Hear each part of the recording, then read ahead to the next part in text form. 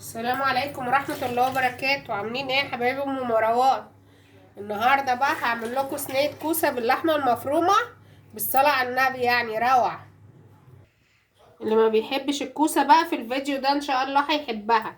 هنا معانا طاسة هنحط فيها حبة البصل وعليهم حبة ايه، سمنة، معلقة سمنة بس. حطيت حتة سمنة اهي وحطيت نقطة زيت. معانا نص لحمة مفرومة. انا كنت هعمل ربع بس اما لقيت الكوسة ازيد من كيلو قلت اعمل نص بقى. هنا البصل اهو، بصوا دبل ازاي. اول ما يدبل كده نروح حاطين عليه اللحمة عشان برضو تستوي معاه حب. يلا حطيت لهم النص كيلو ان شاء الله محد حوش اهو. بسم الله ما شاء الله. وحطيت الكوسة في الصينية على طول، يا دوبك دي تتعصج وهنعمل على طول. والصلصة عاملاها جايباها من الفريزر، يعني معمولة جاهزة. اشتركوا في القناة وفعلوا زر الجرس عشان يوصلكوا كل جديد، وياريت بقى لايك حلو شبهكوا كده اهو. بالصلاة على النبي اللحمة اتعصجت اهي. هنحط بقى معلقة فلفل اسمر ومعلقة ملح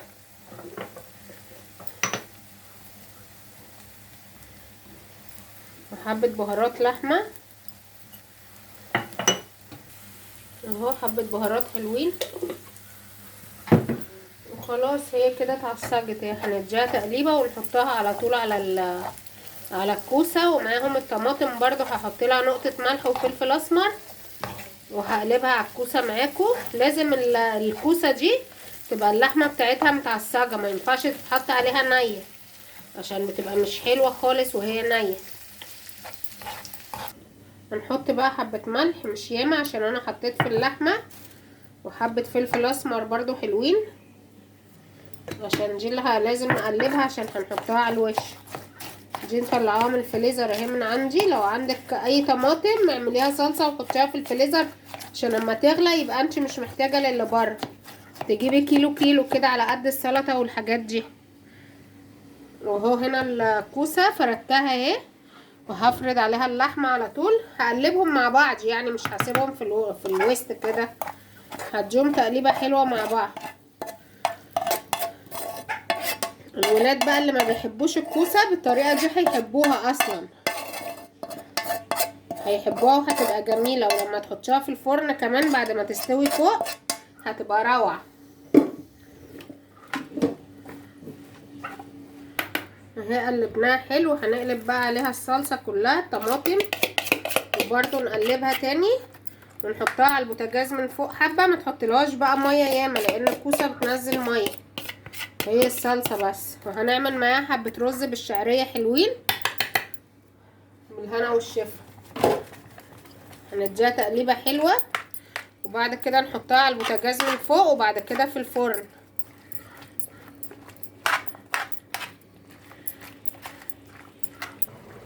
هنا هنعمل بقى شوية رز بالشعرية، حتة سمنة حلوة اهي ومعاها حبة زيت حلوين برضو.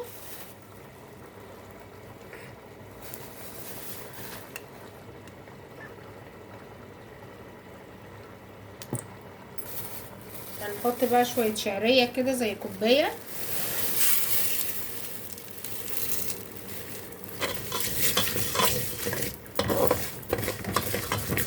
بصوا بقى لونها جميل ازاي، بسم الله ما شاء الله. هنحط المية على طول، مقدار المية مقدار الرز. معلقة ملح اهي ونديها تقليبة ونغسل الرز على طول ونسقيه.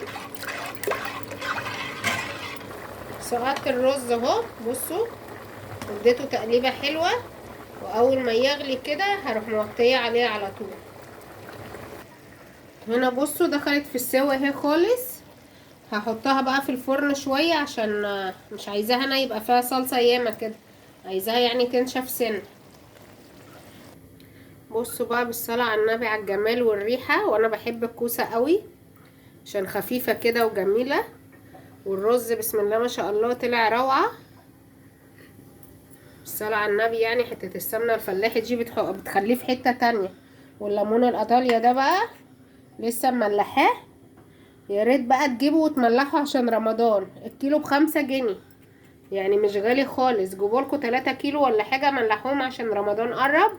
وكل سنة وانتوا طيبين، وبالصلاة بالصلاة على النبي بقى على الكوسة وجمالها. ولو عجبكم الفيديو حطوا لايك، والسلام عليكم ورحمة الله وبركاته.